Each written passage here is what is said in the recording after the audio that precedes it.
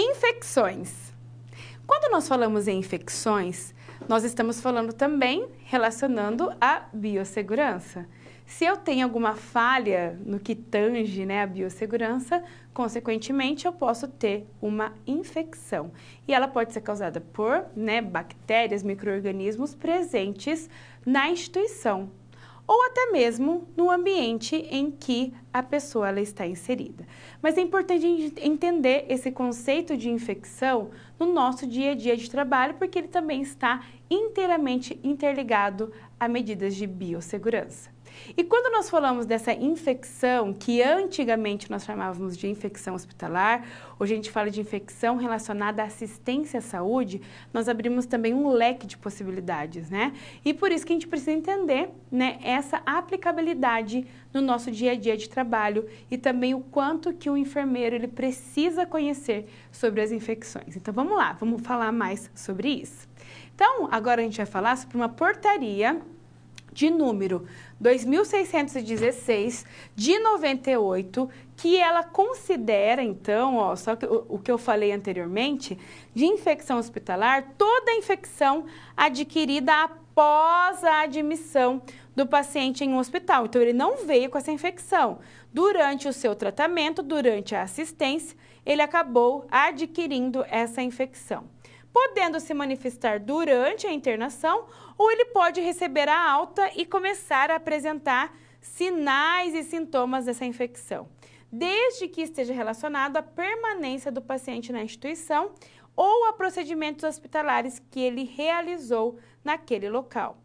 Atualmente, então, tem sido sugerida e já utilizamos muito no nosso dia a dia a mudança do termo infecção hospitalar por infecção relacionada à assistência à saúde, que nós chamamos de IRAS, e que reflete melhor o risco de aquisição dessas infecções, Porque infecção hospitalar fica muito amplo se nós pensarmos, E quando eu falo relacionado à assistência, porque realmente às vezes pode ser uma falha na assistência que fez com que o paciente adquirisse essa infecção, que a gente tem, então, como um evento adverso, um evento que ocorre durante a assistência à saúde para aquele paciente.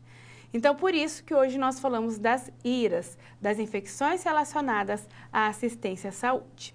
Agora eu trago para você, para a gente entender um pouco desse processo das IRAS no adulto. Então, teve o processo de internação.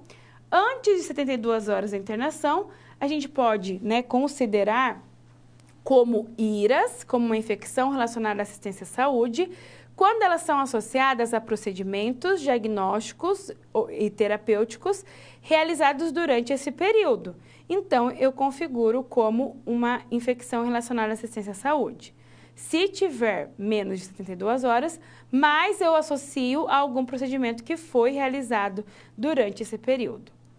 Mas também eu posso configurar como IRAS no adulto quando não houver evidência clínica ou dado laboratorial de infecção no momento da internação. Então, convencional, no momento que o paciente foi internado, ele internou por outro motivo.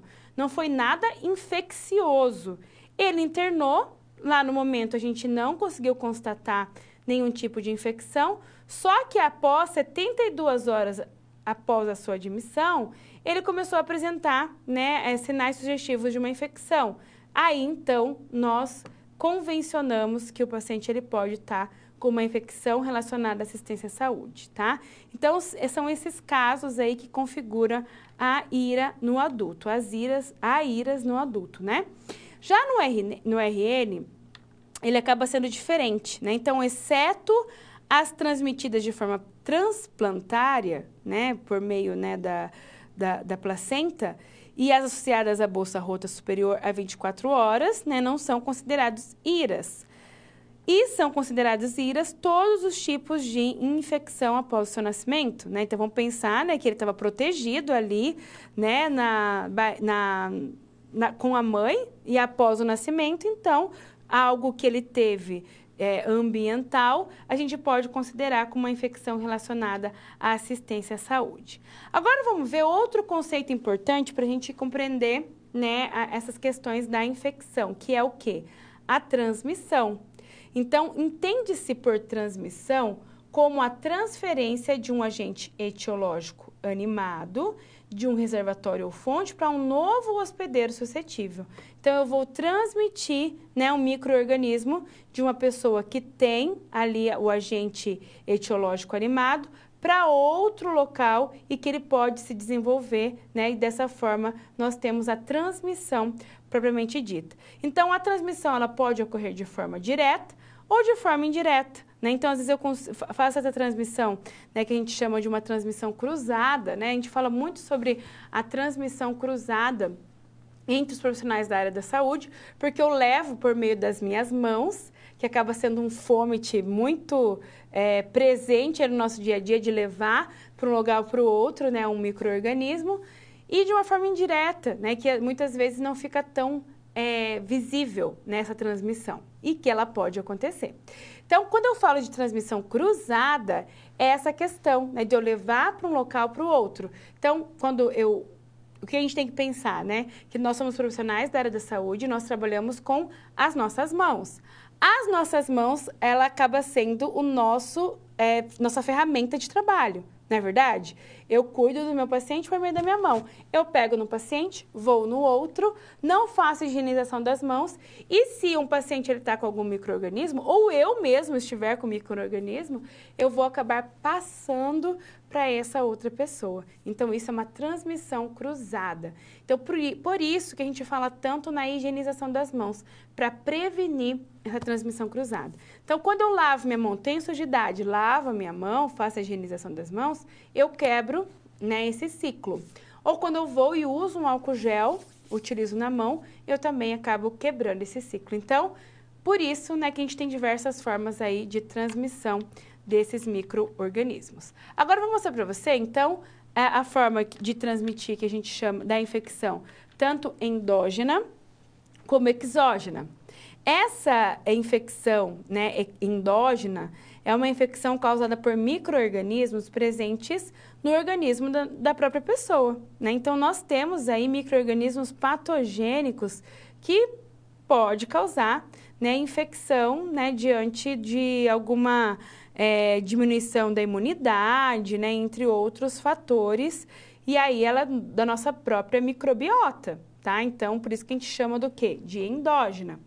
Mas nós também temos infecções que nós chamamos que elas são exógenas, que são infecções causadas por micro-organismos que estão presentes no meio ambiente, né? Então, esses micro-organismos presentes no meio ambiente, como eu falei, por exemplo, né, de uma infecção cruzada, de uma forma de transmissão cruzada, ela vem do meio externo, né? Ela não faz parte do nosso próprio organismo. Então, aqui, ó, nessa foto, nessa imagem, né, nessa figura, nós temos aqui um aperto de mão, né? Então, que traz uma transmissão cruzada ali, né, de micro-organismos e pode causar uma infecção. Então, ela é tida do quê? De forma exógena. Então, quando a gente olha para um período pandêmico, nós vimos que nós tivemos muitas infecções exógenas, né? A transmissão de micro-organismos do próprio ambiente e que proporcionou ali a pessoa adquirir, por exemplo, a Covid-19. Então, é uma forma do quê? De uma transmissão, né, de uma infecção exógena, né? Então, ela vem do ambiente. Eu pego aqui e posso, né, que está contaminado, aí eu coço meu olho, ponho a mão na boca e faço outras atividades, outras ações que pode trazer uma infecção, tá? Então, agora nós refletimos aí sobre a questão da infecção, né, e o quanto que ela está, né, presente no nosso dia a dia, e é importante a gente entender, né, como que esses micro-organismos, eles podem afetar a nossa vida, e a gente pode, se for num ambiente de assistência à saúde, adquirir, né, a infecção, que é a nossa ira relacionada à assistência à saúde.